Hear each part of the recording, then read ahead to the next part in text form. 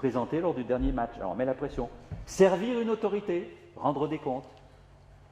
L'évaluation qui permet de rendre des comptes, voilà. Ou bien aider, accompagner. Voilà une autre finalité. Je crois que vous êtes dans cette autre finalité.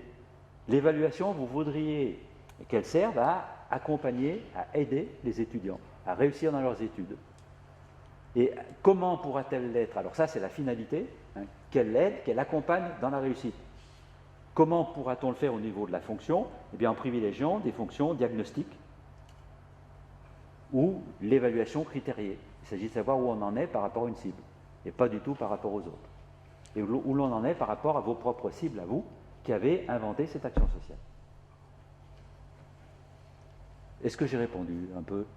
Je ne prétends pas avoir réponse à tout. Mon ambition, c'est d'éclairer. Moi, je ne peux expliquer que les choses que j'ai fait l'effort au préalable de comprendre ce qui se passait. Qu'est-ce qui se passe quand on évalue? Ben voilà. Alors, si vous voulez un schéma, voilà le schéma qui résume ça. Évaluer, c'est produire un jugement d'acceptabilité. Donc là, vous ne voyez pas la souris. Hein. Et si je la déplace avec ça? Est-ce que vous la voyez là? Bon. Donc c'est formuler un jugement d'acceptabilité en confrontant une réalité, le constat et des attentes, le but. Ce jugement d'acceptabilité, et là je débouche sur l'espace des usages sociaux, je le produis à certaines fins, aider, accompagner, motiver, mettre sous pression, etc. Et pour remplir certaines fonctions, attester, vérifier, classer. Pour moi, c'est le pire des cas, classer. Ou faire un diagnostic.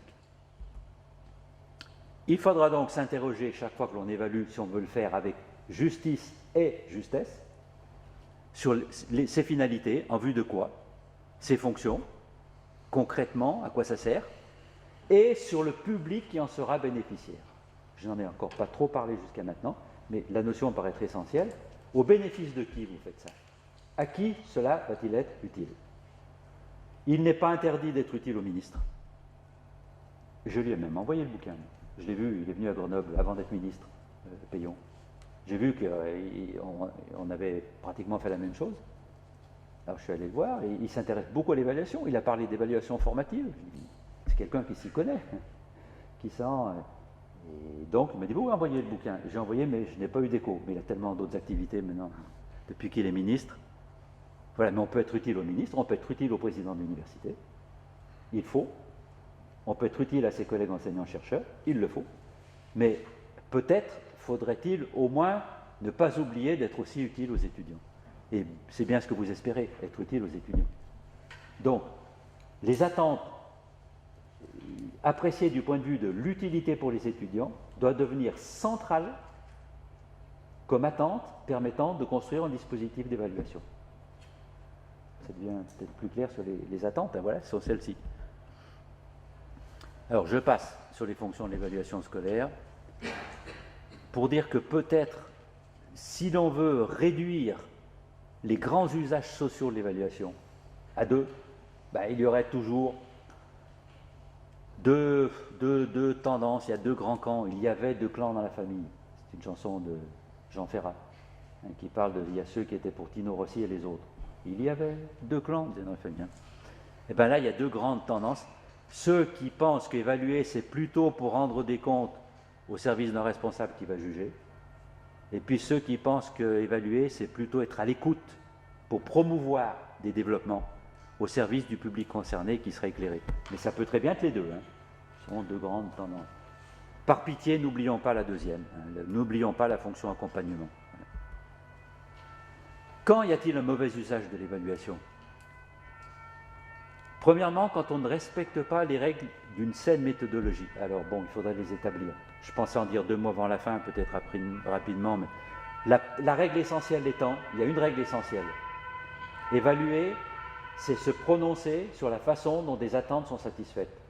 La première règle, c'est de connaître ses attentes. Voilà.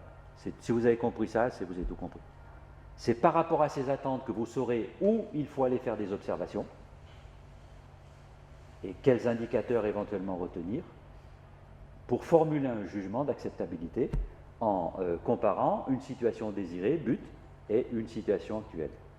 Tout simple. Il y a mauvais usage quand on ne respecte pas les exigences éthiques minimales. Alors quelles sont-elles? Là, ça va être un tout petit peu compliqué, mais à peine. C'est la troisième partie du bouquin qui est entièrement consacrée à l'idée d'une évaluation démocratique. Est-ce qu'on peut faire une évaluation démocratique? Réponse très rapide, oui. C'est l'évaluation qui sera utile au plus grand nombre. Le ministre, il est un. Bon, on peut penser que ça va être utile aux autres s'il fait une bonne politique. C'est vrai, c'est vrai. Il faut être juste. Ça sera utile au plus grand nombre. Mais les premiers plus grands nombres, le premier prochain qui est utile, c'est l'étudiant. Donc au plus grand nombre. Et si j'abandonne les plus démunis, c'est-à-dire ceux qui échouent, là, c'est à peu près sûr qu'éthiquement, ça n'ira pas, ça, monsieur. Voilà. Ou quand on fait de l'évaluation, un moyen au service de fins contestables. Par exemple, éliminer les mauvais vendeurs, opérer un conditionnement idéologique. Par exemple, en forgeant des âmes catholiques. Par exemple, en voulant absolument faire de tous les citoyens français des acteurs particulièrement actifs dans le domaine de la concurrence, en particulier internationale, afin que nous puissions toucher l'excellence. Une notion creuse s'il en est. Je n'ai jamais vu une notion plus creuse que celle d'excellence. Voilà. Point 2. Il reste 2, 3, 4. Vu l'heure à laquelle on est... Mais, alors, je vais aller plus vite, et je ne donnerai peut-être pas trop d'exemples, mais l'essentiel était de comprendre ce que j'espère nous avons compris grâce au premier. Est-ce qu'il faut résumer? Moi, j'ai bien de temps en temps faire des résumés. Je résume. L'évaluation est une nécessité. Évaluer, c'est s'inscrire dans un mécanisme de surveillance qui me fait prélever de l'information en retour pour ajuster mon action par rapport à un but. Pour progresser là-dedans, il faut mieux connaître le but, bien surveiller